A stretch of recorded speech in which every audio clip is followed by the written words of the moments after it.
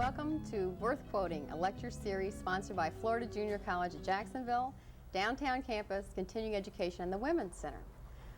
Part of our lecture series is bringing exciting and interesting women to come and talk to our audiences in Jacksonville, and we've got a great audience with us today. We also have Danielle Kennedy, an author and professional lecturer from California, who's going to come and share some tips for success with us today. Danielle has a bachelor's in business, and she has her own business. She's the mother of 5 and a current author working on another book. She's doing lectures around the country in Women Who Win, and we're glad to have you with us here today. Oh, it's delightful to be here. Thank you for inviting me. Good. In your jaunts around the country, what kinds of things do you think would be very interesting for this audience to know? Some successful tips that you've passed on to audiences around the country. Well, I think that, of course, the emerging and changing role of both men and women is a real good topic. Everybody likes to hear how you juggle between family and career and handle both and do it without guilt. Also, a lot of women are coming back into the job market, and they really want to know how to interview or how to sell themselves on an interview. And also, just how to authorize your own happiness and your own success, feeling okay about going from one role into the professional world now. A lot of people have a hard time with that. They're going into an unfamiliar environment. You know, they've been maybe at home for 20 years or even done a certain type of job for many years, and now they want to stretch and grow and get into something new. So we try to touch on all those subjects. Also goal setting and attitude adjustment and all kinds of things. What do you mean like by authorize your own happiness? What does that mean? Well, I think that for a long time, women particularly were very, very used to pleasing other people. They had to be sure that their husbands were happy and that their families were happy. And then in between meal planning and taking care of the house, which is great, there's nothing wrong with it, but in between all of that, they would maybe take a course at a college or have a part-time job or do volunteer work, things of that nature. And so now that they have kind of an open field to go out and pursue whatever they want, they can't quite rationalize it inside. They want to be able to authorize their own happiness. They really want to be able to pursue it, but they're so used to taking almost a back seat and making sure that everybody else is happy over here before they jump in to the night class or the Saturday afternoon convocation or whatever it is. So we try to show them that it's okay. You can go out and do your thing and plan your time and fit everything in. And often, they think that their families are holding them back, and you'll talk to the husbands or the children and they say, hey, we think it's great, we want her to do it, but much of it is fear inside. Do you ask permission from your family to go out and do that, or do you just go out and do it? Well, I think, in the early and mid-70s, we saw a lot of people striking out for, quote, independence, and a lot of marriages broke up and a lot of people got their independence, but they really didn't get what they wanted. They felt alienated. Maybe they got the powerful career. Maybe they got, all these goodies that supposedly that, they had sacrificed before. But now I think interdependence is becoming popular. Not so much independence or dependence, but let's become interdependent. Let's go out there and, do what we want creatively, but include the family in it and not make ourselves look like we're special or better than the man or whatever, because of income or job position. I see more of a working together in the 80s as opposed to the 70s and 60s when everybody was striking out and becoming a rebel and realizing that they didn't gain a whole bunch of stuff by doing that. Well, I liked what you said about changing roles of women and men. Yes. And that's usually something you don't hear. You hear about the changing roles of women, but you never hear about the changing roles of men. Can you talk about that It's a changing world for men, too, because here is a woman now who is going out to work, and she may not be there right at 6 o'clock because she has an appointment or a contract she's working on or something like this, and he's home. Maybe he got home an hour early. So you'll see men cooking dinner now and driving children to school or ballet lessons or piano lessons. I mean, this was unheard of 20 years ago. And I think they are trying to cope with the change also. I mean, they are being able to bring out like a gentle side of them now that they couldn't bring out before, and they like that. But then some of their peers around them are questioning, Well, you know, what about the macho man we used to know? He's changing a diaper now. He's driving a kid to a carpool, or through, you know, in a carpool with, you know, 12 other kids in the back seat of his car. And so he's got to get used to this too.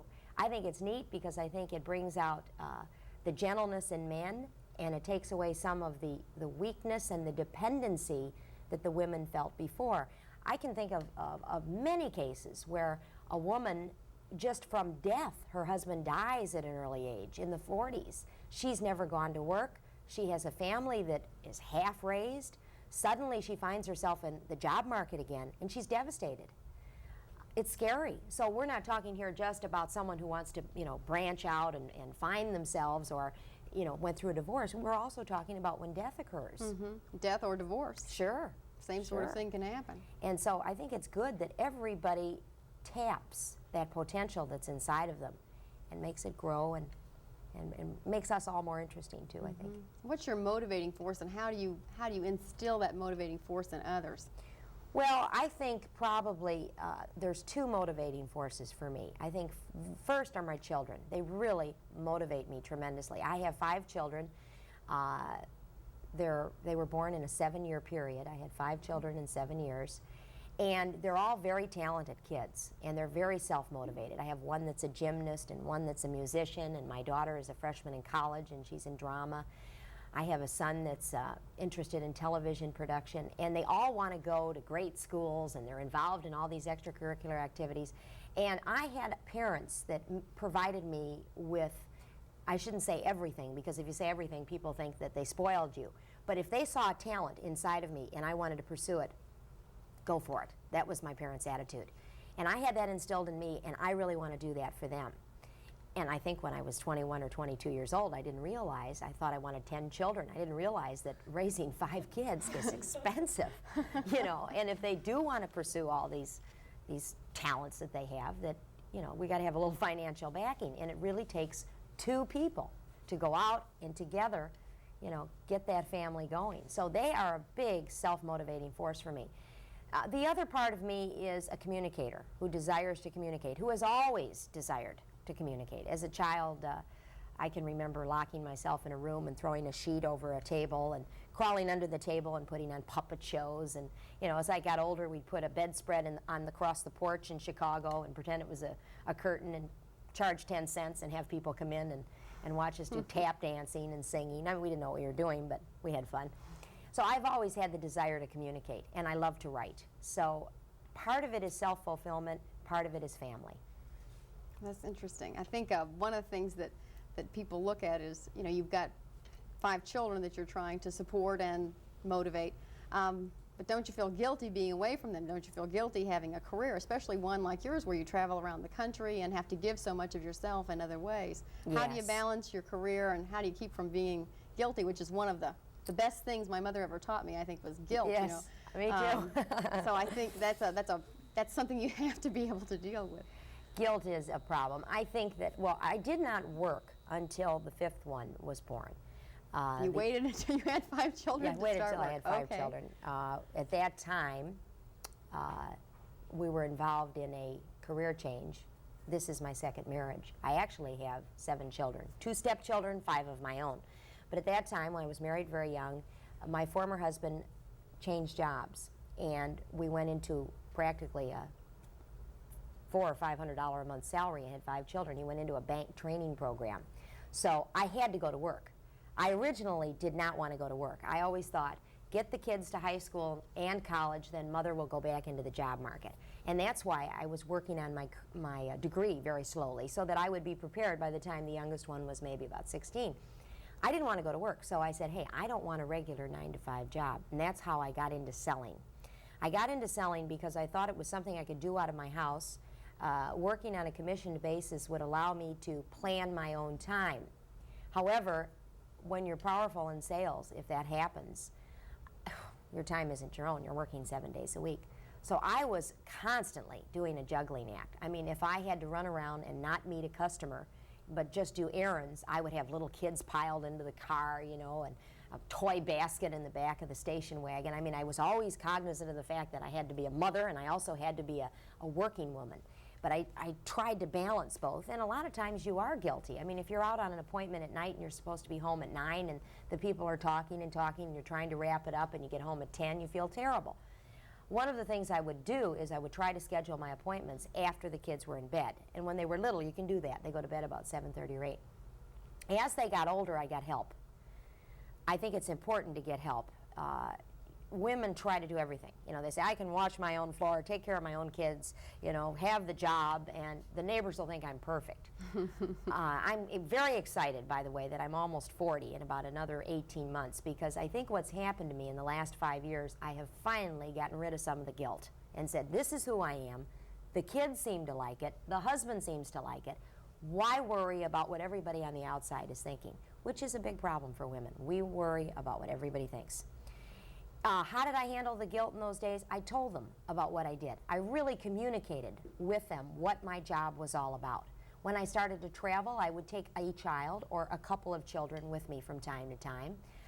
I would talk to them not like they were kids, but more like they were peers from the job standpoint. So they would understand what I did and how in order to earn money, I had to go and do this, and this is the reward that I would reap. I think that kids hate being left in the dark. A lot of times parents think, oh, this kid, you know, you can't explain anything to him. Just, here, go to a daycare center or be with a babysitter. I'll pick you up and, you know, I'll talk to you like you're a lesser human being and it'll be fine. And then suddenly the child is a teenager and can't understand, you know, I mean, the parent can't understand why there's no communication there. You begin those communications when they're very young. So this is what I did. Now I find that they absolutely motivate me and think what I'm doing is great. I just don't get a whole lot of guilt from my kids at all. Maybe you're not teaching them how to do that. Also, too, I think establishing family goals. If you are working, mom and dad both have a job, I think it's kind of important to say, sure, it's important if mom or dad get a certain car for themselves, but hey, why not have a family goal? Also, like a family vacation. If mom or dad earns X amount of dollars, we're all going snow skiing. We're all going to do this. We're all going to do that. You'll find the kids will motivate you with that, knowing that they're included in that goal. I mean, they'll say things like, you know, how'd you do? How'd you do? Are we getting close to the ski trip? You know, how many more calls do you have to make if you're in sales? Or did you get a promotion if you're working for a corporation? You know, there's just a lot of involvement there if they think they're included in the goals. Interesting. So they're participating with you in your career here. Yes. Okay. Well, as a matter of fact, my husband manages me, and my son is in charge of our shipping department. He ships out all the books and the tapes, and when they go on the road, they all work. We get them all working, testing microphones and everything. Okay. Very interesting. Does anybody have any questions at this point? Yes, Lorraine. Wait for the microphone. Danny, I heard you speak once or twice, and you had mentioned your grandfather and what a role he had played in your upbringing, and I think that's part of your attitude. Oh, thank you. And I've forgotten about it. Could you tell us about it, please? Sure. My grandfather, who, by the way, I never met, was from County Cork, Ireland. And my mom and dad were married for about 8 years, and they wanted children desperately. They couldn't have any children. At least that's what the doctor had said to Mother. And my grandfather just adored my mom, even though that was his daughter-in-law. He was from Ireland, and he worked for the streetcar company in Chicago. And about 3 years before I was born, he was working for the streetcar company and turning the power off one night, and his hands were perspiring, and he was electrocuted. And he was electrocuted with more volts of electricity than they give a man in the chair. And he lived in the hospital, blind and paralyzed for 3 years. And the nurses said that every morning he'd be sitting up in the bed at 6 o'clock in the morning when they'd come around to give him his medicine, and he'd be singing Tora Lora Lora, an Irish lullaby, you know, with this beautiful tenor voice. And they'd say, Daniel, his name was Daniel, how can you be so happy? And he'd say, smile and the world smiles with you. Weep and you weep alone. For the cheerful grin will get you in where the kicker is never known. And that was kind of a poem that he would always say. Well, he was Catholic, and he kept telling my mother and dad when they'd come and visit him at the hospital that he was offering up his sufferings for her, hoping that she would get pregnant. And really unusual, 9 months before he died, my mother got pregnant. And the day I was baptized in the Catholic Church, he died. And so I feel like I know him. I mean, I just feel like I know this person. I was named after him. If I was a boy, I would have been Daniel. I was a girl, so I was Danielle. But I feel like his spirit has penetrated our whole family. We are not a family of complainers. We are not a family of expectors.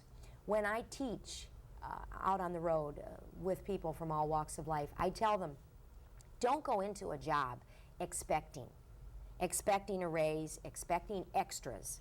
Go into a job expecting only from yourself. Give 100% of yourself, and then everything that you get in return is a gift, is a surprise. I think we get in trouble in life, in our careers, and in our relationships when we sit back with the arms folded and we say, now you make me happy.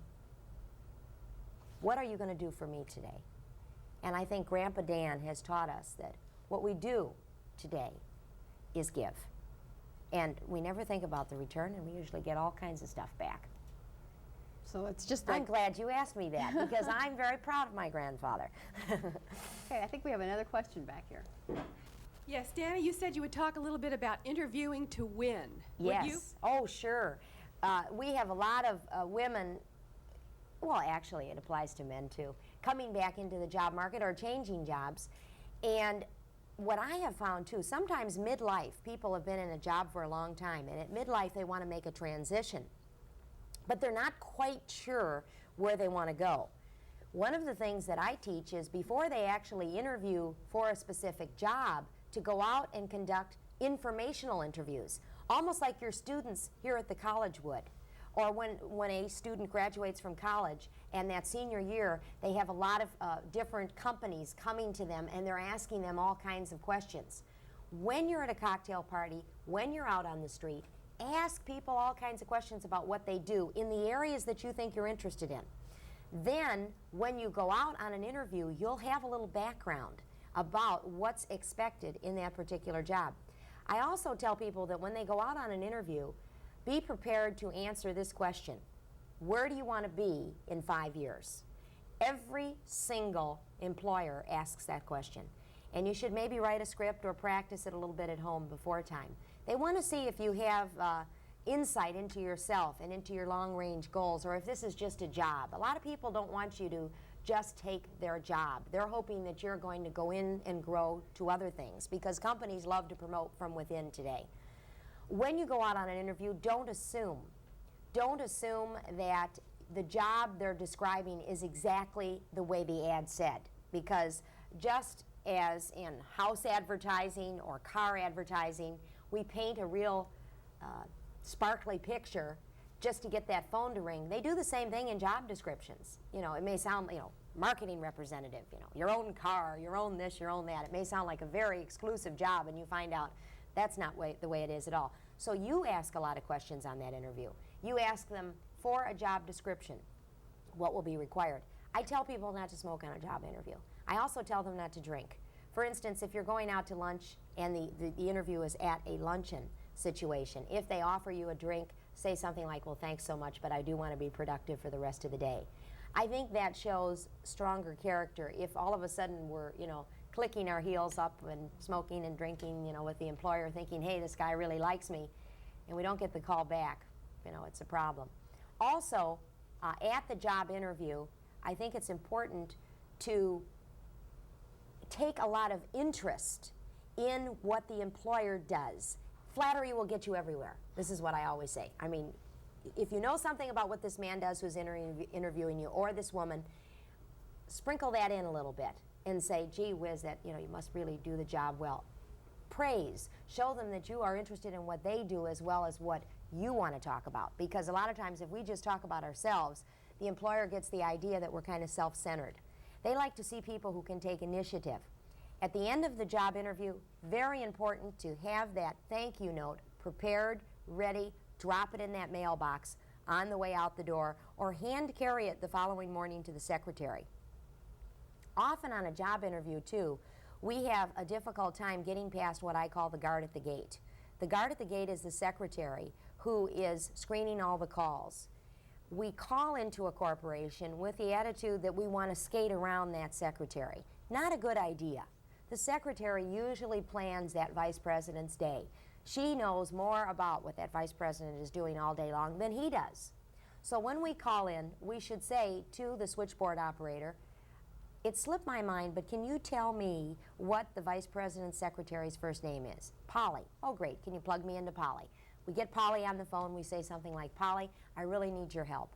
I would like to know when the best time is to see Mr. Johnson in a given day, and I know you plan his day, and you're right there creating much of what's happening. When's the best time to set up an interview? Go through her, get her on your side. If there are several applicants, often he will say to her, or she will say to her, what do you think? Which one kind of impresses you? And she'll give the feedback. There's nothing wrong with getting that secretary on your side. That sounds like a good point. Okay, what about other questions? Anything? We got one back there. Danielle, will you complete the following? With respect to careers, when are women winners? When are women winners? I think women are winners when they are doing something that they want to do, not something that has been imposed on them. When they are taking natural abilities, not necessarily natural abilities that have been trained, but natural interests and abilities that, if trained and disciplined, could become great. They're taking those abilities and they're putting them to use. For instance, I love to write. Now, I didn't know a lot of technical aspects of writing as a child, but I wrote creatively then. I went on to high school and college and took journalism and things like that to develop that skill. I find now I can sit at a typewriter and type out a chapter so fast that it makes my family's head spin, the way that typewriter goes. It just comes out. For me, it's like a dancer who is dancing and taking that music within them and creating with their hands and their feet and their body. That's what happens to me at a typewriter. That's developing a natural ability. That to me is being a winner. Because I think in life, when you find out what that talent is that you have, you might be an organizer, an administrator. It can be anything. When you find out what that talent is and you use that talent, there is a self-satisfaction that comes from within that nothing can replace. There is not another person who can give you that sense of self-satisfaction. You may have the greatest marriage in the world, but when you are taking that talent from within you and actually using it and contributing to the world, that is the greatest sense of satisfaction that you can have. That's winning to me. Not win-lose, where I'm winning and you're losing. I don't mean that. I mean where you are self-satisfied with God-given talents. I hope that answers it. Got another question over here. You had commented earlier on combining not only your family and your career, but I believe I've read something that you were interested in the combination or the interplay between mind and body. Oh, I wonder if you yes. might comment on that. Oh, I'm so glad you asked me that. That's one of my favorite things. That's why I brought up dance. As a child, I was trained in dance, and I was a figure skater for about 6 years. Thought I wanted to go into it competitively and then dropped it when I got to high school because I didn't want to pay the price. But about 2.5 or 3 years ago, with all this aerobic dancing and stretching and things like that that has come into play in our society, I got back into physical fitness. I have never been heavy, but I would say I needed toning. You know, after you have a baby, unless you're in there every day, and back in the old days we'd watch Jack LaLanne on TV. Jack LaLanne was doing this long before Jackie Sorensen and Jane Fonda was. I would watch Jack and I would do some of the stretches. But about 2.5 years ago, I went to a workout class which included stretching and aerobic dancing, getting the heart rate up for a minimum of 12 minutes to burn calories and the whole bit. And of course, a lot of music. Well, my teacher was a dancer. She's 24 years old and she has been a dancer since she's 3. And she is the most motivating individual that I've ever met or seen on a dance floor. I cannot tell you what that has done for my mental energy. If I miss a workout or workouts over a 2 or 3 day period, my mind doesn't function as fast, my reactions aren't as quick. I think we are a society of people who are crazed over dieting. And what we should be crazed over is physical fitness, physical exertion, getting the heart rate up, because you will see very thin people eating twice as much as heavy people. I mean, heavy people, I look at them and I watch them diet and I think, my gosh, here's this skinny little person next to them just eating like crazy. What it is it's a difference in metabolisms. We can change our metabolism through physical fitness. Somebody says, well, yeah, but I couldn't go jogging. I mean, I haven't done anything like that for years. Start with walking. What happens to your mental energy is unbelievable when you start the physical fitness program. I think there is a tremendous correlation between mental and physical. I think they're starting to find that out in mental institutions. From what I understand, they have people who are depressed walking, biking. They've put them on diets which is low in meat, high in vegetables and greens and chicken and fish. They're giving them a lot of vitamin B. Vitamin B is an excellent elevator, mind elevator, particularly if you're under a lot of emotional stress. They say 5 minutes of emotional stress eats up more vitamin B than 2 hours of physical exercise. So I am really a nut when it comes to this stuff now, and my whole family is. We're all runners and we go to the workouts together. Everybody from Mary, who is 11 years old, all the way up to my daughter, who's a freshman in college. I mean, and my husband goes to the workouts too. There's like maybe 3 guys in the class and 16 women. He doesn't care. He thinks it's great. That's good. How do you do it on the road? I hate it because on the road I miss my teacher. And I have to admit that if you have a good aerobics teacher, they do motivate you. And so sometimes I slip and I don't do it. So I maybe go out and run, or I bring my tape recorder and we pop in the soundtrack from Staying Alive. And I mean, if anybody came into my room, they'd think I was crazy jumping up and down. But I've got the routine down so pat now that I could pretty much do it by heart in my room. Getting the heart rate up for about 12 to 15 minutes a day when you're traveling and you don't have the opportunity to go to a class really helps burn those calories. We only have a couple of minutes. Do you have any other pointers that you want to just mention here? Yes, I wonder if I would have time to share a little story with you. I don't know if you've ever seen the paintings of Flavia, but Flavia does wonderful cards, illustrations, and calendars. She's world famous now. Her paintings are commissioned for about $10,000 a piece. She tells the story about what happened to her when she found her love for painting about 20 years ago and the conflict inside of her that she went through. She was painting in the living room. She had little small children around her, and she was just watercoloring and taking pegboard and throwing it up on the side of the walls in the living room and hanging up her paintings to dry. And her husband came home one day and he said, Flavia, you're an artist. You have magic in your paintings. We're going to go out and sell your paintings. And she said, no, I'm not. So anyway, he said, yes, you are. You always have to have that somebody pushing you in the beginning when you're so fearful. He takes her down to a mall where there's an art exhibition the following Saturday, pulls her up in front of the mall, and all her paintings are in the trunk. She's going to sell her paintings that day. She opens up her trunk, and she takes a quick peek at her paintings, and then she looks over at the mall at the other artists who are exhibiting, and she slams her trunk down, jumps in the car, and goes around the block and says, I'm not doing this. He says, come on, you've really got the talent. So she was talked into it, and she did it. At the end of the day, all her paintings were sold. Other artists, known artists, came up to her and they said, your paintings have magic, Flavia. How long have you been doing this? She had never taken an art class, strictly self-taught. They told her about artists who had gone to class for years who had no magic, or they lost their magic because of technique. She said what she has thought about so often over the 20 years after that, now that she's world famous, is how in a 15-second period she almost didn't open her trunk that day.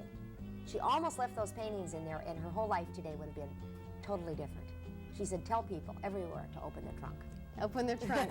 Take a chance. Yes. We've had Danielle Kennedy with us today for Worth Quoting, and we're really glad we did. Thanks for giving us these words of wisdom and sharing yourself with us today. On behalf of the Women's Center at Downtown Campus FJC, thank you for being with us, and thank you for being with us. Thank you.